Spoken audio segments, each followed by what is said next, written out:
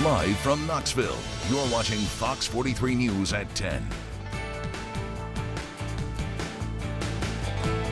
Good evening, everyone. Thank you so much for joining us. I'm Shay Smith. Developing tonight, 3 people are in the hospital after a fire broke out in West Knoxville. The Knoxville Fire Department responded to the fire at the Greenbrier Ridge apartment complex around 6:30. Now, we do have reporters Alana Mutnick and Emily Crabtree. They are live at the scene right now. They will bring us the very latest in just a few minutes. But because of that fire, salt crews are having to treat the roads in that area because the water being used to put out that fire is freezing.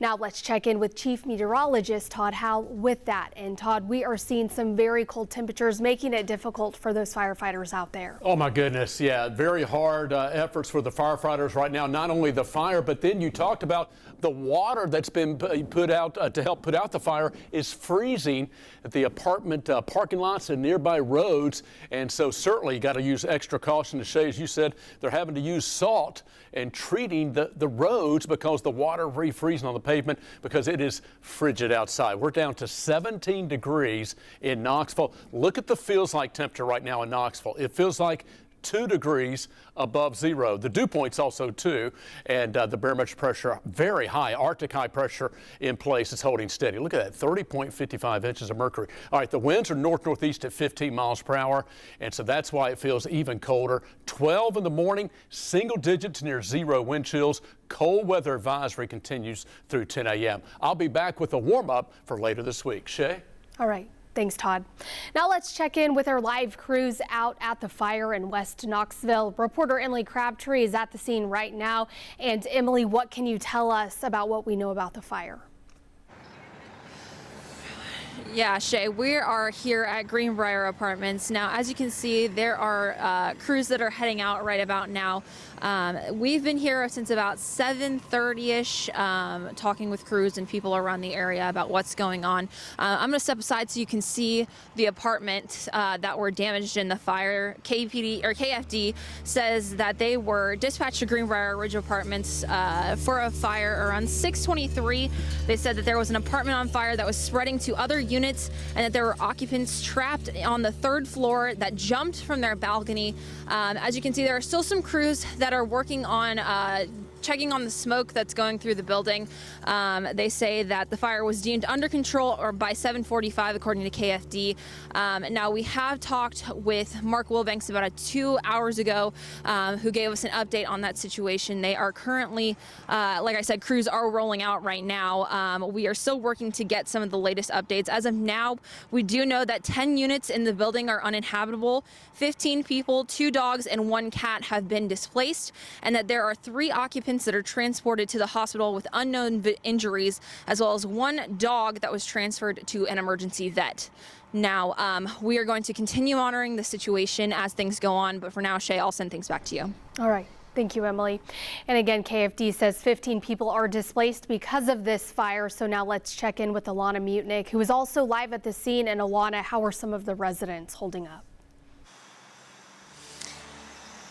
Yeah, Shay, I was in the leasing center with a lot of the residents, and when we were sitting out there, there was 2 residents that were wrapped in blankets and they didn't speak any English, so they were using their phones and trying to translate with Red Cross, and they were asking if they had anyone that they were able to stay with, and they said no. And then there were some other people that came, tons of volunteers with snacks and water. And there was actually one gentleman that brought gifts for a mother and a daughter who were in the left side of the building that was engulfed in the flames.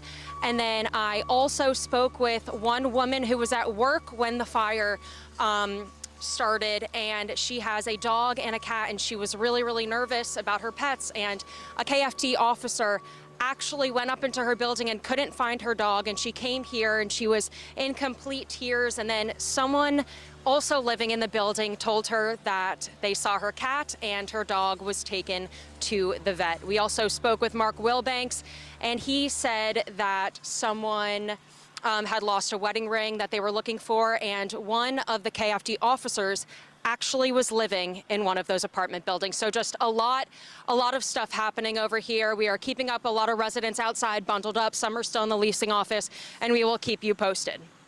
All right. Thanks, Alana. We'll check back with you all in just a few minutes. Now, as temperatures drop across East Tennessee tonight, warming shelters are stepping up. One Knoxville nonprofit is opening its doors tonight for the first time, looking to keep the unhoused community warm. 10 News reporter Alana Mutnick spent the day earlier today in downtown Knoxville with that team, bringing 24-hour care to an area in great need.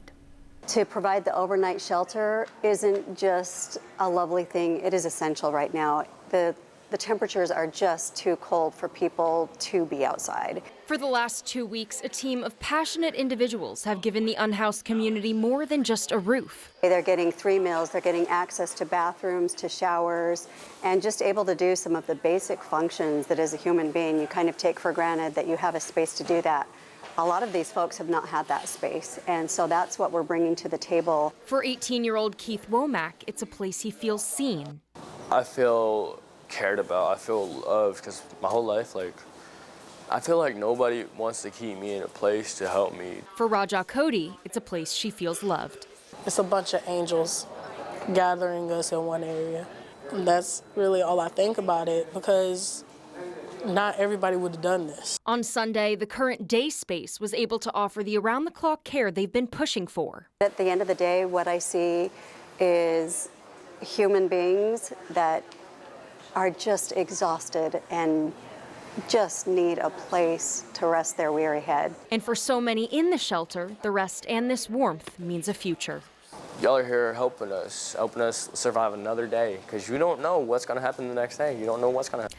Thanks, Alana. And across Knox County, other warming centers will also open their doors. Now, those include Church Street United Methodist Church on Henley Street, Cokesbury Church on Kingston Pike, both Eternal Life Harvest Centers on Martin Luther King Jr. Avenue and Western Avenue. You can find addresses and more information online right now. And some school districts will also be closed or delayed tomorrow. Right now, schools in Campbell, Claiborne, and McMinn counties are closed tomorrow. And schools on a 2-hour delay are Cott County, Fentress, Granger, Greene, Hancock, Hawkins, Jefferson, Monroe, Morgan, and Roane counties. Well, tonight we are continuing our coverage after a deadly shooting in Providence, Rhode Island.